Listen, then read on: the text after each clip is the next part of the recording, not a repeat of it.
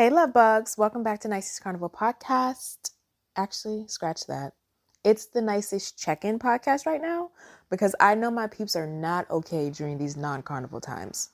So if you haven't noticed already, I've been checking in with fellow entrepreneurs and influencers to discuss their brands and overall well-being during, again, these non-carnival times. So on today's show, we have none other than the CEO of Fete Finders, Mr. Sean G. However, before we get started, I just wanted to give you a quick reminder to leave a pleasant review for this podcast on the blog, if you like it, of course, right?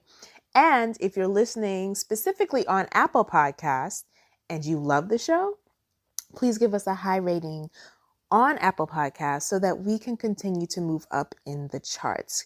Caribbean and Black folk podcast to the world. But again, check in on your carnival friends because we are not okay. We're about to mourn the loss of Miami Carnival 2020, and it's gonna be a big hit for a lot of people. It really is. But anyway, let's get into the show with Sean G of Fete Finders. Oh, and I do apologize in advance. We had some technical difficulties, but we pressed through anyway. And I hope it's not too distracting. Okay, bye. You're tuned into Nice-ish, the carnival-specific podcast that addresses chat-worthy topics straight off the Caribbean social scene. It's your one-stop spot to get all the information you need to be successful in this carnival-chasing lifestyle. You'll be filled with knowledge and getting updates from me, Sha, and other professionals in the field of Bacchanal. It's time to get nice. So how you been? I've been good. Just trying to get back in the swing of things. I'm going back to work soon, like regular job work. Mm-hmm. So I'll do that soon. I'm doing good. I'm happy. Good. All right. So you ready to talk about Fete Finders? Wait, can I do side by side too? Huh? I think so. Up in the corner. Actually, I don't. Where it says speaker view. Oh, view. There you go. Yeah, you change it. It's a gallery view. Mm-hmm. Oh, look at that. A world of a difference. All right. Learn something new every day. Hell yeah. Now we're ready. Okay. But how are you doing today? I didn't even ask you that. You know, we're starting, by the way. This is all going to go on there. But I'm fine. I just came back from a little weekend in where did we go? Ocean City, Maryland, with my homegirls. Nice. Yeah. How was it? I see a lot of people going to Ocean City. Great. It was so needed. Like, Mm-hmm. I think we planned that trip in like maybe 2 weeks or less. Yeah. And it was just, I had never planned something where everybody got on board in like less than 24 hours. And it just goes to show how bad COVID got people. Like itching to just get away, from work or from their kids or from whatever their current situation is. It was just a much needed, and it wasn't like we did anything. We just wanted to be somewhere else and just sit, right? Just sit down, and relax and be amongst friends and just literally chilled. So yes, yeah, that's always nice. Mm-hmm. What about you? What'd you do this weekend? All right. I had our first official event that we was attached to. Mm-hmm. Well, not first official, but our first paid event that we was attached to. Okay. It was good. We did We Cultures DMV, Labor Day in the DMV, which was really good. Nice. So we talked to, you're introducing like what you just, the things that you just did, but like tell our listeners who you are, what you do, basically all about Fete Finders, the origin story, all of that. Okay. I am the owner and CEO of Fete Finders, LLC. Mm-hmm. What we do. So basically what we do, we want to broaden everyone's view of the Caribbean scene. So from selling tickets to having a space where if you're a Caribbean related business or company, you can come post on our site and just promote, and we'll put money into promoting your business or your brand.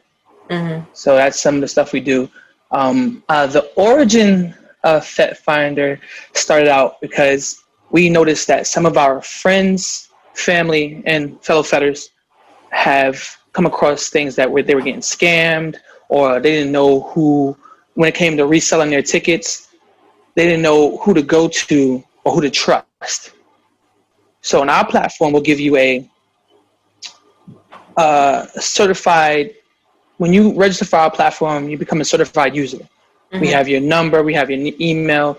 So on that same platform, you can talk and communicate with the seller or the buyer at the same time on a live platform.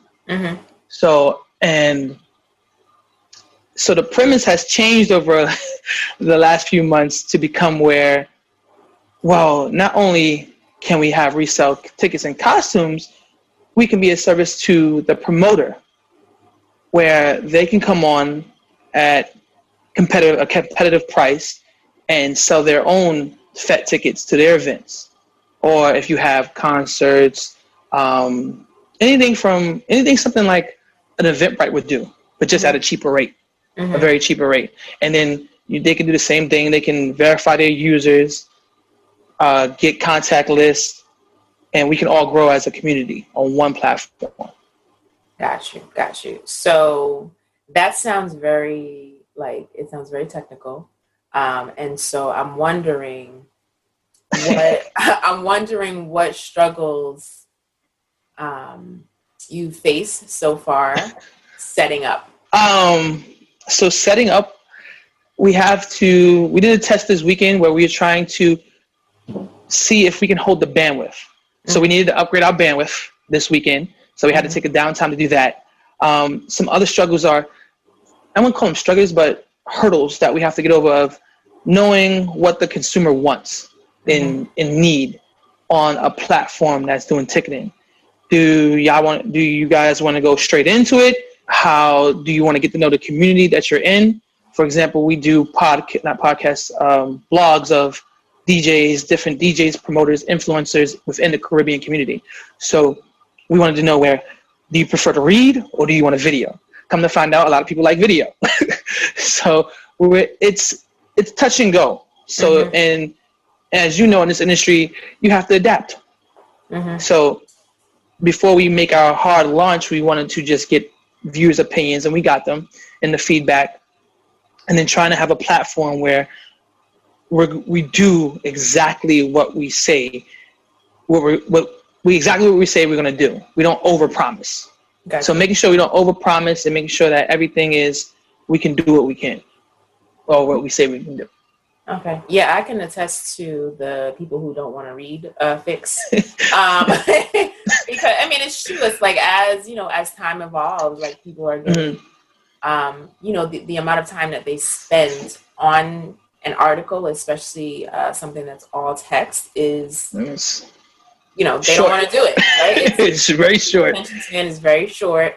And so videos are a thing, but it's like, when I think of myself, there are moments where I want to read, and then there are moments where I don't feel like watching a video. Exactly. I don't know what it's going to be about, and especially depending on the length of it. So it's just like, and which is why I started a damn podcast, because I'm like, I just do this.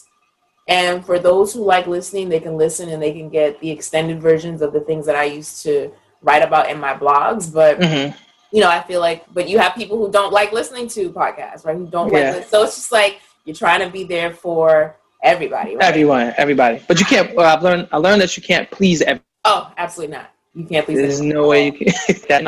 Yeah. And then going through this time period of COVID, you get to sit back and watch people and how people are doing, especially within the family, within the Caribbean family. For example, you influenced us a lot, because when you came out with your podcast and everything, it was like, wow, that's a great idea.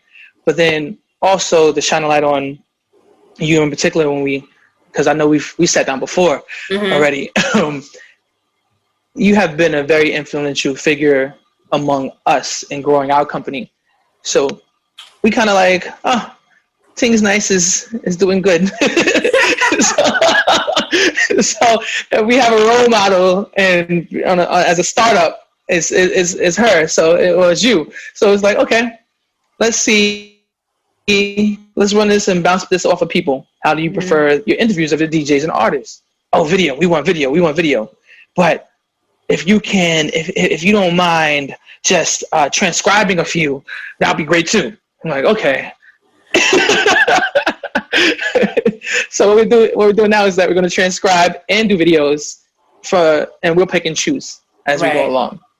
Right. How do you do that? Like, how do you transcribe? Is there an app for that, or does it come from one of the streaming services, or you can do that by hand, like manually? I doubt it. No, she acts the scenes and does the transcribing. Also, we're looking to incorporate college interns within the Caribbean community and to outsource and do our transcribing. It won't be a lot. It's not all interviews are mostly like about 15 to 20 minutes. Mm-hmm. So it's not a bad workload. Got you. So you talked about it a little bit, but there are a lot of Caribbean brands out there promoting the carnival culture. But so basically, how do you feel that Fete Finders is going to differ from the rest of the pack? Okay, so we're not coming in to take over the field. We want to bring everybody together on one platform. And if we can't, we still want to show support to everybody else that's doing the same thing, because we want to influence each other and bring together the community. But how we differ, one of the main ways is that a percentage of the proceeds that we collect for tickets, whether it be tickets, for you to post a listing on our site, we give back to the Caribbean community, whether it be disaster relief, clothing for children or Caribbean within the Caribbean countries to go to school, laptop computers. We are making that push towards that. With bigger pitches to start a nonprofit organization for that. So we want to encompass everybody and have us to be all inclusive instead of just this person's over there, that person's over there. Even if you're doing the same thing as us, we want to include you, because that is the premise of our site. As we thought, the vision I had was when you were younger, everybody knew everybody. It was together. And then as getting older and becoming part of the Soca scene or the Caribbean scene, whether it be dance hall or Soca, it's like, it's money. And we forgot the groundwork of that togetherness of what brings everybody to the Caribbean culture and what we started on as from the beginning. Okay. So that was a good definition. Because what I find is that, I think a lot of people always ask, like, well, there's so much competition, right? And then you have, especially new brands that are coming out sometimes, they might be discouraged because there might be someone already doing something similar. So they're usually not so eager to go forth with their brand, or they have so many reservations, or they might be, scared to kind of just get out there because, they don't want to feel like a copycat. So, I always tell people, like, you're going to have you're not going to be 100% the same as somebody else regardless. So just do what it is. No, not at all. Right? Not at all. So even to piggyback on that, I don't want to take over your podcast. All right, fine, go for it. So even to piggyback on that, as when we started, there were so many people doing it, like you would think the same thing that we're doing. But your question was, what makes us different? So even people that's coming out now, a few people that has came out after us, I've sat and I talked to them, and even though we have similar ideas, it's like, let's support each other. It's not for me, it's not a battle because you have an idea that's similar to somebody else's.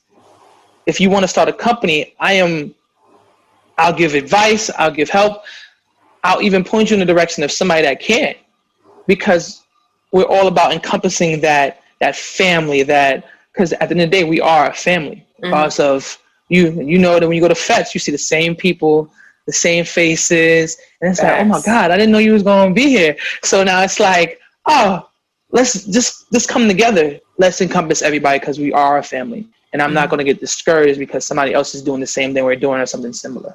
So just pushing forward and maintaining that confidence. Gotcha. So the event that you spoke about earlier, that was a live event? That was a physical event this past weekend? That was a physical event.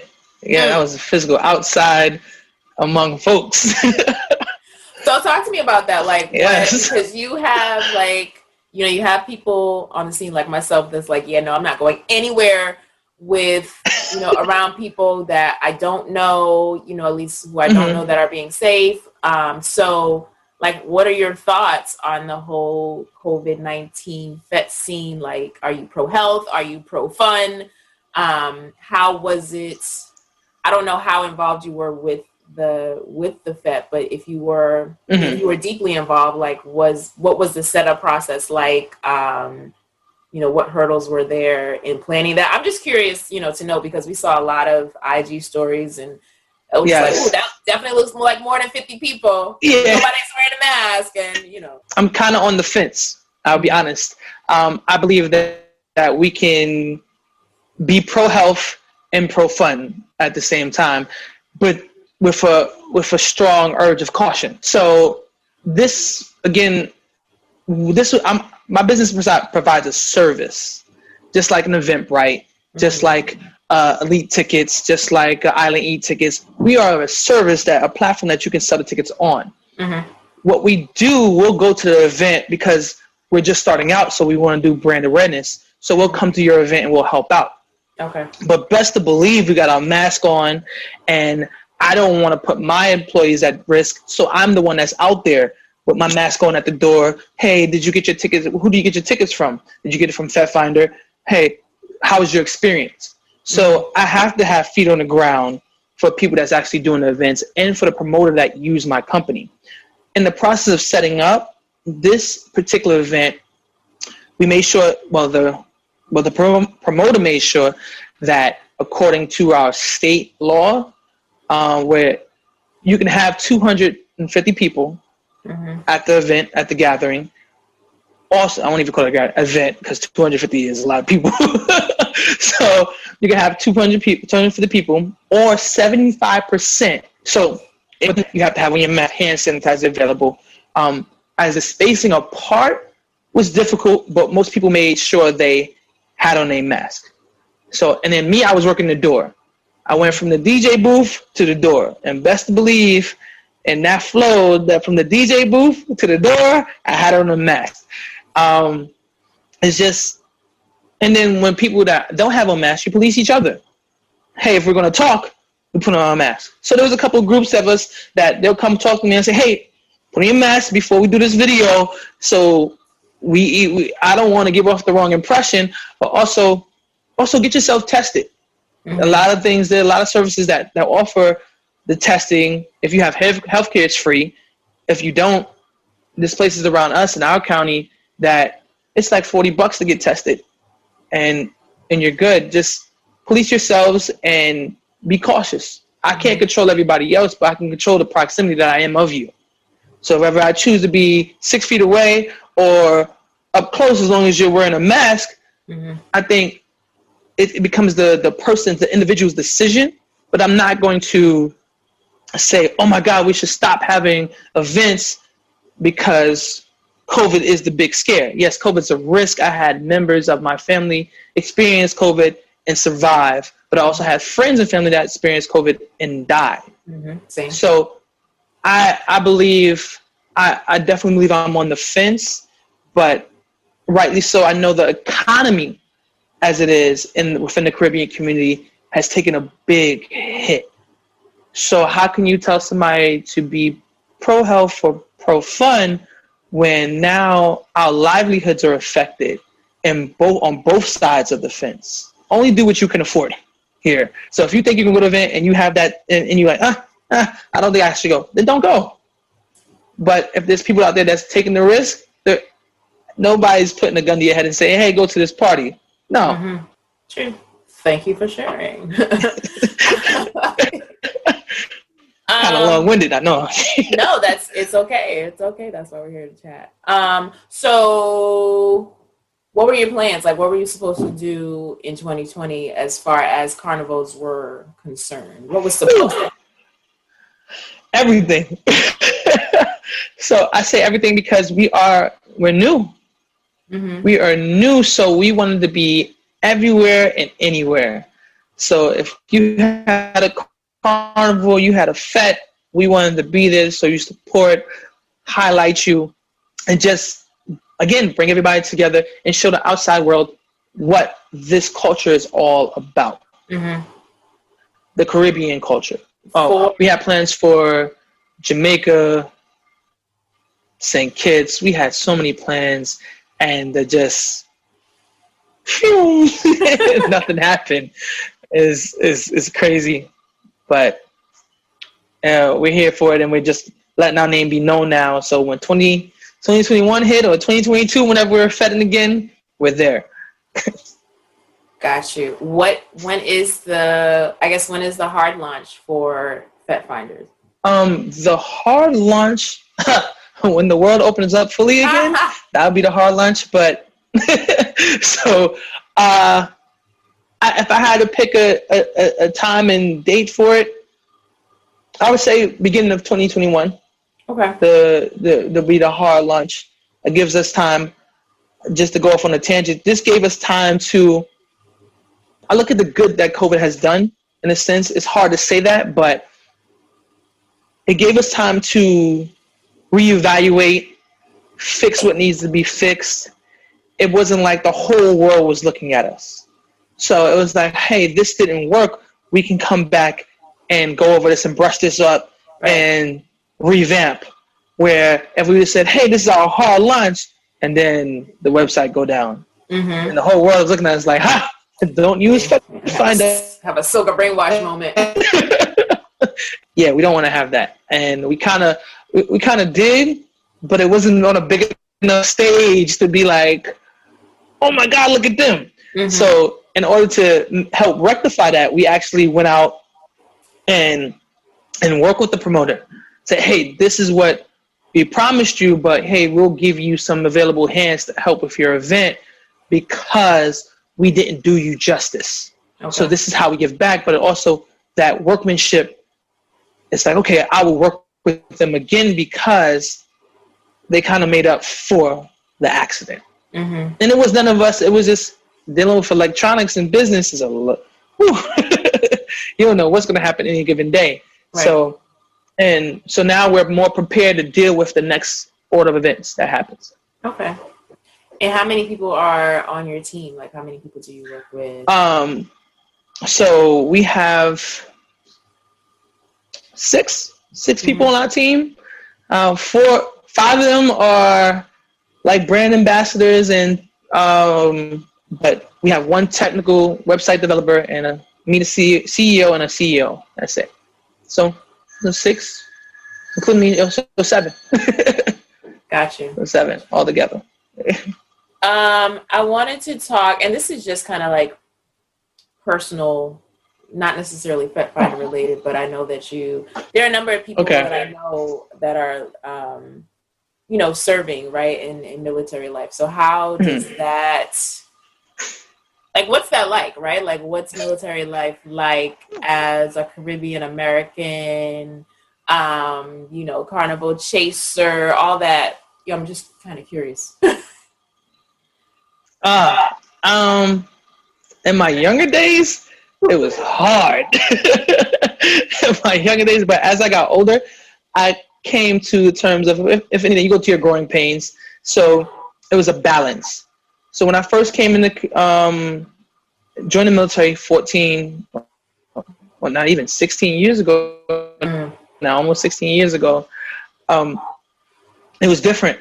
So it wasn't even just being a Caribbean American in the military. It was just merely the fact of being an African American in the military, which the mindset is totally different. So you're getting in there because most of us, and I can't speak for everybody, but I joined to get a paycheck and get 3 hots in a cot. I want to serve my country, but I need a place to sleep. Mm-hmm. So joining the military helped me in a way, and more than just one way, in tremendous, like, hundreds of ways. Mm-hmm. But being Black and African American in the military was a challenge. And then to listen to a type of music that these folks was not listening, and they was not listening to, it was rough. So if I could speak for anybody, when you listen to soca, whether it be calypso, dancehall, it puts you in a different headspace. So this whole day you're getting screamed at by these people and that people, but when you come into your own, you want to vibe out to your soca, to your calypso, to your dancehall, to your reggae, and just vibe out. So if you're in your bed and they hear it and they're like, "What's that?" It leads to a whole bunch of stuff. Don't disrespect my music. I don't disrespect your stuff. And it became a big conflict of interest for a while. But as I got older and transitioned to being welcome into everybody's opinion, and everybody has one, mm-hmm. I became more accepting of, okay, that's your opinion, but I'm still going to listen to my stuff. Mm-hmm. And then along the way, I met a sergeant from Dominica that shared my viewpoint. Mm-hmm. And we just rocked out together, whether it be anything, any type of music. And we let it know that we'll listen to yours, but give us a shot. Even if the hardships of just, if you need a space in your head, listen to your music. Get out this screaming and because I've been to war twice. It helps. Soca music helps. Mm-hmm. I don't care what anybody says. This is my opinion. It helps. Though. And it also helped other soldiers as well. Yeah, it helped other soldiers. And they're like, man, Sergeant Gladden is happy all the time. It's me personally, but it's the music that helps as well. I always got a smile on my face. So just push forward. And as I got to where I'm at right now in the military, I can pass it down. Say, hey, this is what helped me through. This is my culture helped me through. Find something to believe in that makes you happy. Think about it. And let that push you and guide you through and keep you in good spirits. Because if you stress on the bad, it's just gonna get worse. Mm-hmm. Think of that moments that where you felt happy, especially if you're away. Because we in the military, we spend a lot of time away from home. But on another topic, it was like going to carnivals and trying to get away to carnivals, knowing that, hey, I got a job to do. So that became a touchy subject as well. It's like, oh my God, I gotta take leave. Gladden, you always taking leave. Carnival year round.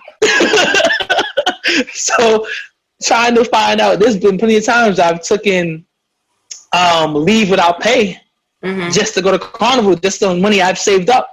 And he said, how are you going to all these carnivals? I save up because I don't do anything. Right. If I'm home, like, people that they'll fet with you, and you don't have to, you budget. You know that, hey, the next carnival coming, so I got a budget for this, I got a budget for that, and we budget a year out. That's the smart thing to do. Some people wait till the last minute. I don't got that lifestyle. Yes. I got a budget a year out, and then it seems like a lot of going out, but it's because I budgeted for it and I plan and I pace. Yes. So I might not hit every carnival that year, but I'm gonna hit at least 2 or 3 just because I paced for it. No, I can relate to that whole when people assume that, oh, where you getting this money from? Well, you must be loaded. Like my mother was like that. Like, oh, you going here? Where you going this time? Oh, you going here? You going there? I was like, no, I don't have money. I just plan in advance and I save. That's how it works. Like I'm not just spewing out like all this dough at one time. I'm setting aside as I go on, and I know what I want to do. Probably the year before. Yes, sometimes 2 years. Right. 2 years, you already know. Like, no, I'm not rich. I don't got it like that. I'm just planning. I'm just great at planning. Mm-hmm. Yeah. Yeah. So, and shoot, I'm not even great at planning. I just know carnivals are coming. That's it. Money goes aside. So that's like, that's it. Right. Yep. Right. And in regards to your comments about soca music, I think my first reaction was to, use those moments as teachable moments for people, especially when they're not familiar with the culture. But it also depends on like how they came at you when they were hearing the music, and I understand that. I use them as teachable moments. Yeah, in your younger days, I know that it was probably like, you probably like quick to get at them or whatever, but it sounds like you matured and started to turn. As we all should. Yeah. So, but it's true. Soca will change your whole mood. I remember, like, if I'm in a funk and I'm in the car and I just happen to throw on some soca, especially like soca that you haven't heard in a minute, because we tend to get used to like the current stuff. But it's like, you know what? Let me throw on this Private Ryan mix from like 2010, right? And then you listen to it, and then you get transported back to that time. Whether it's a carnival or a moment. Like when I listen to music, I just go back to wherever I was. Like I can smell what I was smelling. I can like all my senses just kick into high gear. Ooh, I just got a tingle just now. Yeah, so I know what you mean. I can only imagine like how healing that can be, especially like if you were at war in those moments. You know what I mean? So because at the end of the day, regardless of we live in the moments of the music. Like a song can hit, I bet you a song can play, and then we can play like, I remember who I was whining on, I remember what I had to eat, I remember what fete I was at. Like you remember everything. It just comes to you and it overflows you. And especially if it was a really good moment, you just smiling, you're like, oh, anybody, what you smiling for? Nah, just see. No, just you're not gonna understand. You're not gonna understand. You gotta be there. So yeah. Thank you. You're welcome. I've exhausted all the questions that I had. Anything you want to toss my way to answer? Yeah. So I want to say thank you again for having me. This is just as a young and up and coming business. Yeah. Just for you to take the time with me I'm so thankful. We're so thankful and grateful for this. A question for you would be like, honestly, with all your success, and congratulations to all your success, because it's success because you're still going and we're still rocking with you. And I asked you to be on your show. So just that there's a want and need for it. And where you're at now, it's like, I know you have so much great stuff in the works. So for me, it's like, how do you balance all this? Because I don't know what you do in your personal life, but how do you balance everything? Because I know that can be stressful. I won't even say that I can't say that it's easier now, because I was about to say it's easier now because I'm employed. But it's not, like, because it's turned into like this whole full-time job. But before, when I had a whole, when I was working, for the man, it would be because I worked in education, so I'm at work by 7:00 in the morning, and so we leave at like 4 or later, depending on what's happening. And so I wouldn't dedicate time to the brand until after, right? So it was like you had work, and then you had a whole full, another almost 8 hours of stuff when you got home, or when I got home. So it's just a matter of, again, planning. I think if you know what you have to do, it's not like it can't be an on-the-spot thing, right? It can't be something that you're like, oh, I'll just see how the wind blows, tomorrow. I'll just, see what happens on Wednesday. It's not that kind of, if you want to be consistent, right? And you want to be successful, you gotta do it every day, and you have to be intentional about what you do and how you do it. You gotta put in work. You gotta put in the freaking work. So, even, I caught myself because when COVID first hit, and then I was like furloughed, and then so I would like wake up at 10:00, and then I would, go to bed at like 3:00 in the morning, and then I'm like, wait, this is not working. So I put right? So now I'm like, every day I'm still getting up at 6:30 and I'm still, you know, you fit in the fitness and you fit in the, you know, the organizing and the planning, and then you have a days for this. Like, so it's just legit just planning. I live for my planner and my calendar and all types of stuff. Like, my brain is always going, you know? Yeah. So just to even piggyback on that, it's like, that's why me as a business owner, I admire you. I do. Because even with that, like, just to even, I'm learning it now because I do a lot. I got a lot of stuff going on, especially between college, Army life, being a police officer. So I'm in the Army Reserves. I know everybody's getting confused, like, how are you in the Army and a police officer? Yeah, I'm in the Army Reserves, but I'm also a police officer, and now I own my own business. So planning has been you are the weakest link. Like, your team is only as strong as the weakest link. So I have to kind of put my military lifestyle in this business as well, because you got to be up. I got to be able to maintain a healthy lifestyle, well, a somewhat healthy lifestyle. I'm not even going to do that. A somewhat healthy lifestyle, and still know that I got responsibilities. I gotta go to work. I gotta do drill. And sometimes Army life is like, even though you're doing drill, it's still 24/7. They're calling you for trainings and programs that they want you to be a part of. But also you got a business that it's a startup. So now you got to put all this time. So there's been days that I get like 2 hours, 3 hours of sleep because for me, again, I say this a lot, the juice is definitely worth the squeeze for me.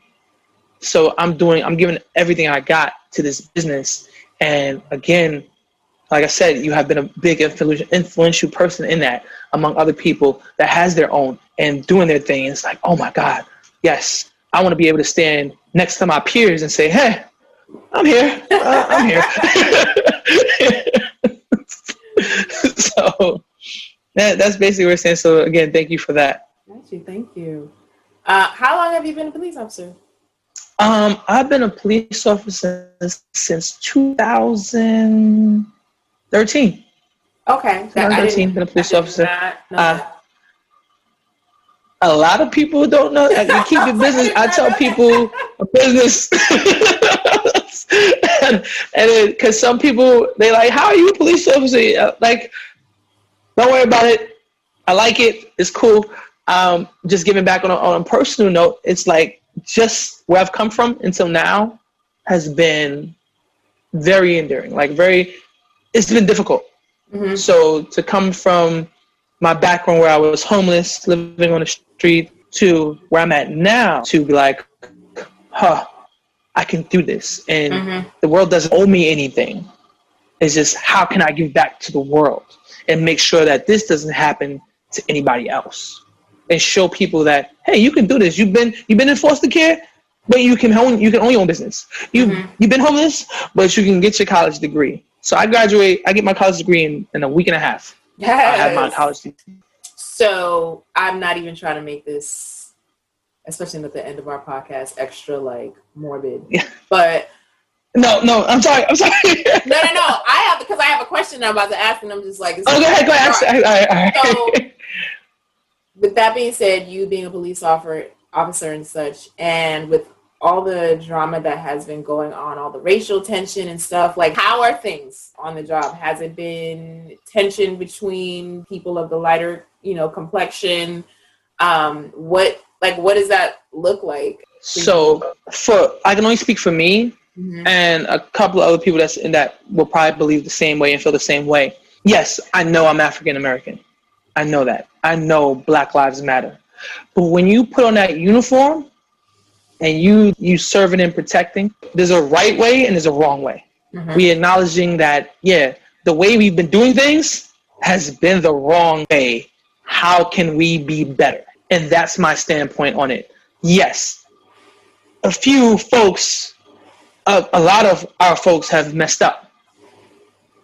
But we're not trying to let that bad apple spoil the whole bunch, because there's good officers out there.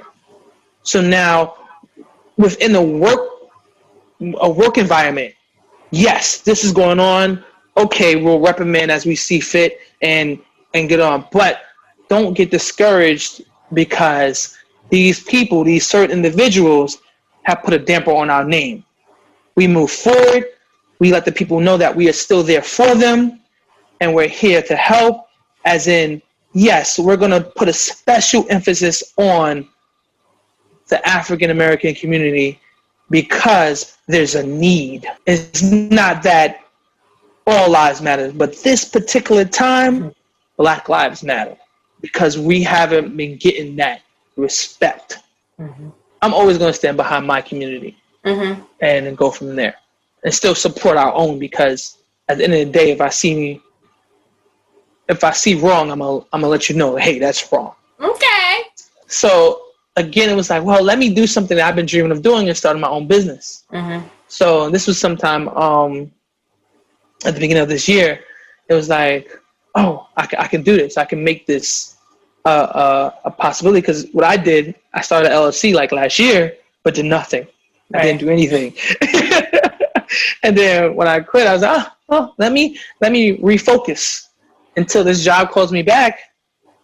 I can push for it. I can push this, pushing for it to get known, because I believe you're known. Because every time I turn around, it's something. I'm trying. I think one of the things I had to get over was, it's kind of like being a kid, right? And you have kids who are very much focused on the amount of likes and the amount of followers. And then I had to realize that it's not, well, not only coming to my own realization, but also doing research and reading articles. It's like, it's not about the numbers, right? I mean, it is about the numbers in some instances, but at the end of the day, like that number, it doesn't mean that people don't see you, right? It doesn't mean that you're not being recognized. It doesn't mean that you're less than. Like, there are people who know about you, but they may not be following you. You know what I mean? So I think a lot of times we do get caught up in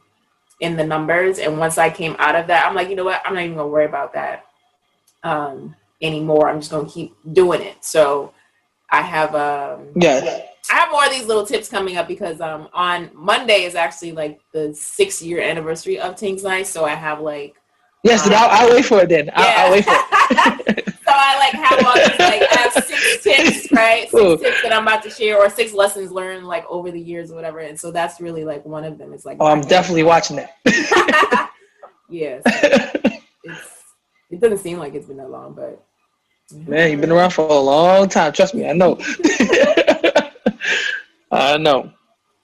But before we go, just tell everybody like where they can find you, like how they can, well, I don't know if the website is up officially, or, like where they can find Fete Finders. So, all right, y'all, we lost Sean. But I will share where you can find him. Make sure to look at the show notes and you can find out where to find Sean. Sorry about that. We had a little connection issues. Like he said, shit can always happen with technology. Bye. Thanks for tuning in. Thanks for tuning in to the latest episode of Nice-ish. As always, I'm grateful for your time and attention. Stay plugged in by subscribing to this podcast, my website, tingznice.com, and following me on all social media platforms. Visit the show notes for all the links and the plugs related to this episode.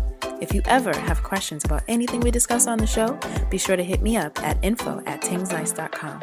And remember, sharing is caring, so please pass this podcast on to anyone you believe will benefit from the information. I'm going to check you all later.